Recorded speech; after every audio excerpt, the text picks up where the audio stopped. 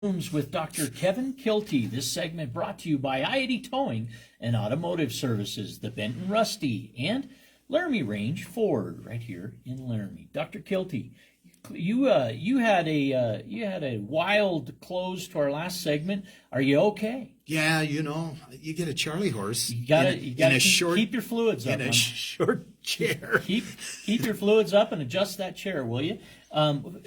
Go back to your thought in the last segment, and where were you taking us? Well, I was just talking that I got an opportunity here because there was a president of the college at LCCC who was developing chaos through that campus, and I got to the point where I couldn't stand it, so I publicly stood up in a meeting one day and quit there.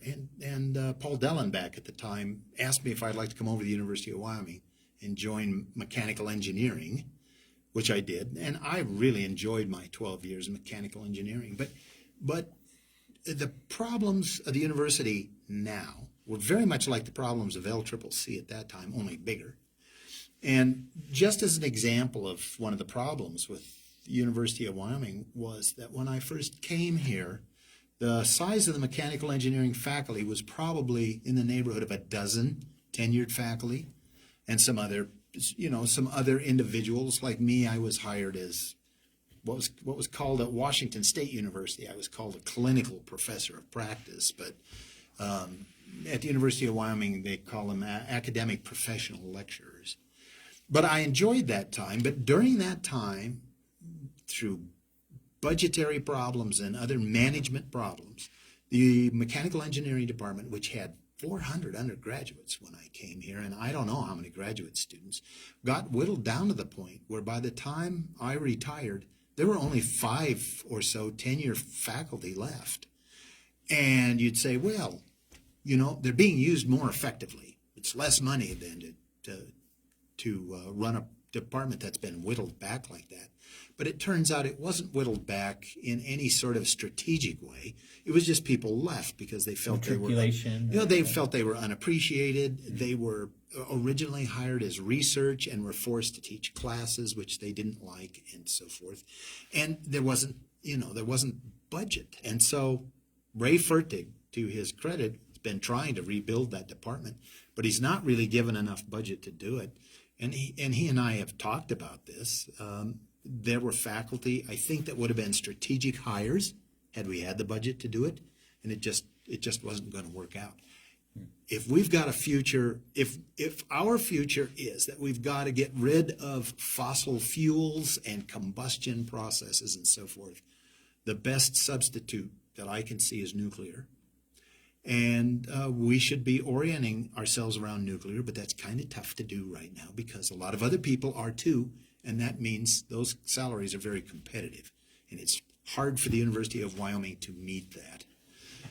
As an instructor at the University of Wyoming, how many students would you impact annually as you were in the program at the University of Wyoming?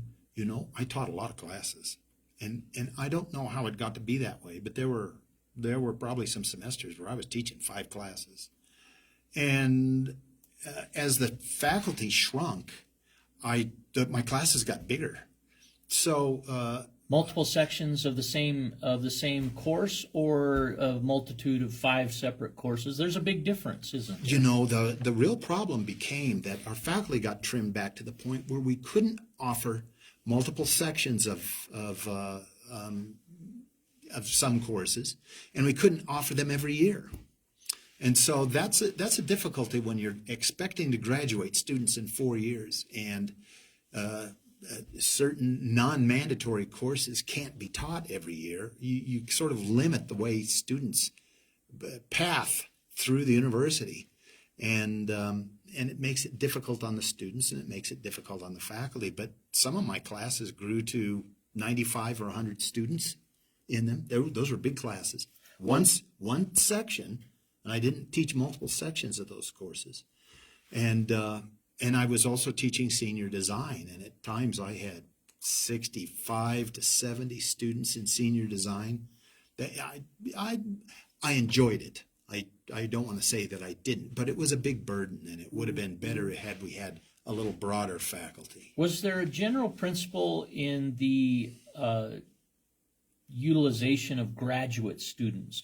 Have 20 students, you get a grad student. Had 50 students, you had 2 grad students. Was there any ratio that supported your student to faculty ratio at the University of Wyoming during your tenure?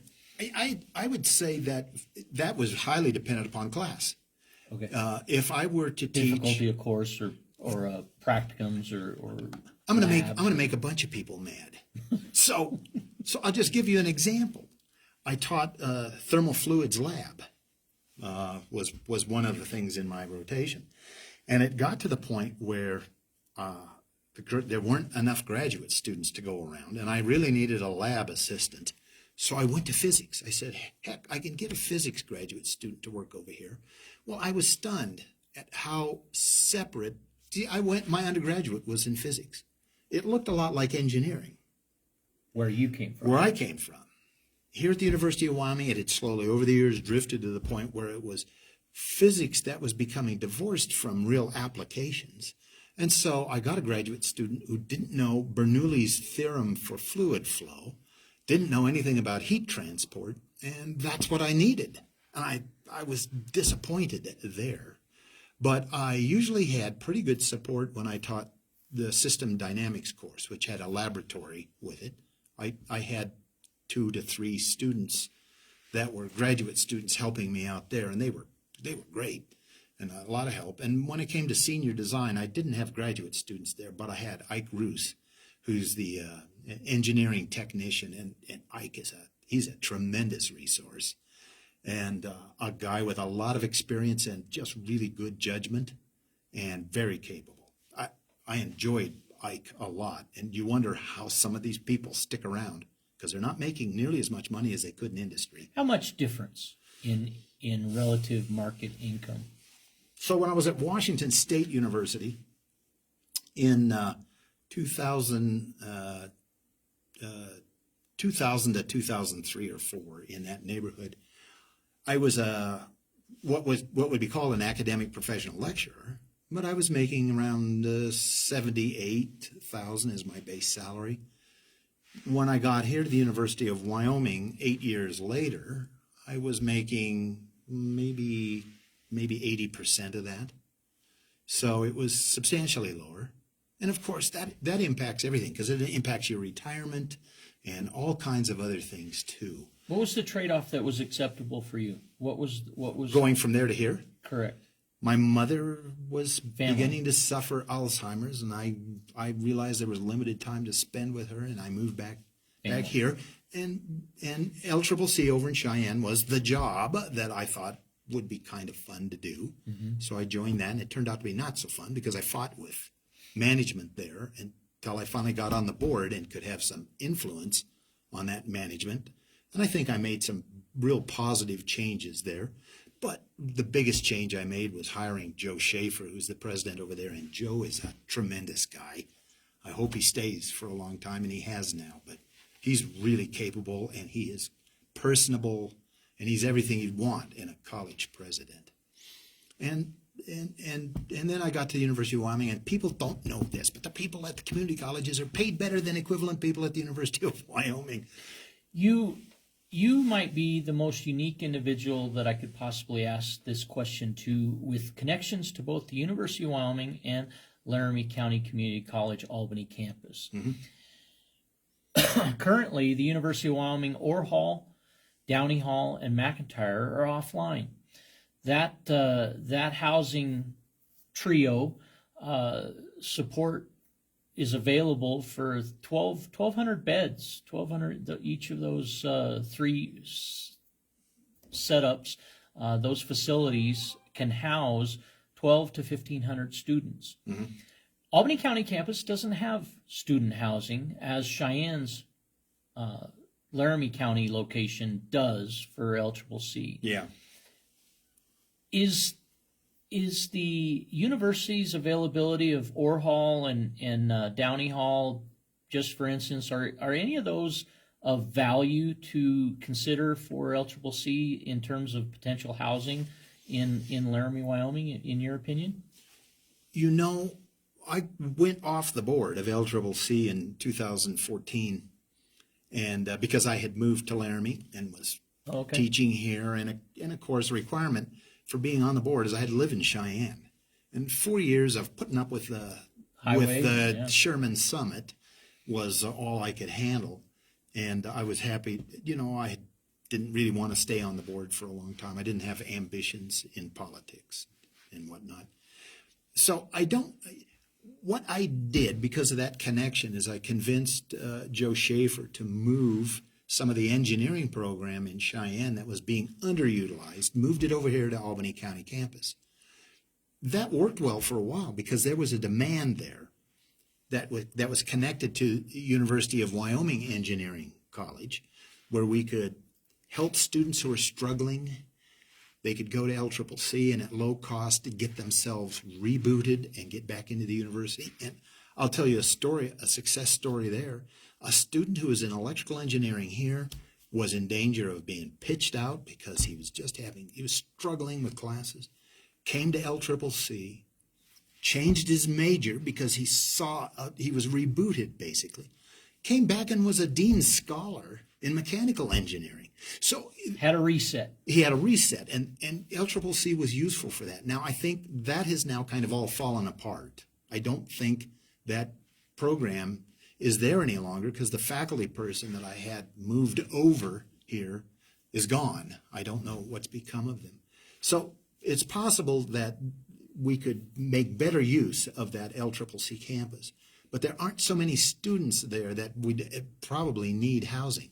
I might be wrong. Yeah, I might be wrong. I don't know what the population or the student is. body might be non-traditional and not suited well for individuals sharing a facility of 350 capacity or so forth. I mean, even if you had single resident rooms, maybe it wouldn't suit an academic environment for LCCC, similar to what the University of Wyoming's done. But yet, if you have an increased supply of housing that's available, that's offline in facilities that were paid for over time since the 1960s when they were constructed, it just seems to me that there should be conversations that are being openly held with community and resources. Stakeholders unite and come together and perhaps make for a vision of new tomorrows with the relationships that are interconnected and intertwined. And that's one man's opinion. Those dormitories were built in the middle to late 1960s. That's correct, yeah. I don't know, have you spent any time in the new dormitories? I have not. I have not taken the North-South Hall tour, but I'm excited by those that have. They have indicated wonderful responses. So I'm excited. I understand that their capacity is 984 in residence hall numbers. So between 3 residence halls, or Downey and McIntyre, North and South Hall do not equal the number of students that can be served in that space. However, the quality of a new facility perhaps is genuinely substantial and worthwhile. Well, it looks pretty luxurious compared to those dormitories. Looks like I've heard Hogwarts Castle coined for the facility from the exterior, but it's pretty remarkable to have new facilities in times that are so economically stressed. We build buildings, but we're looking at $40 million in cuts to support programs in this way or that way.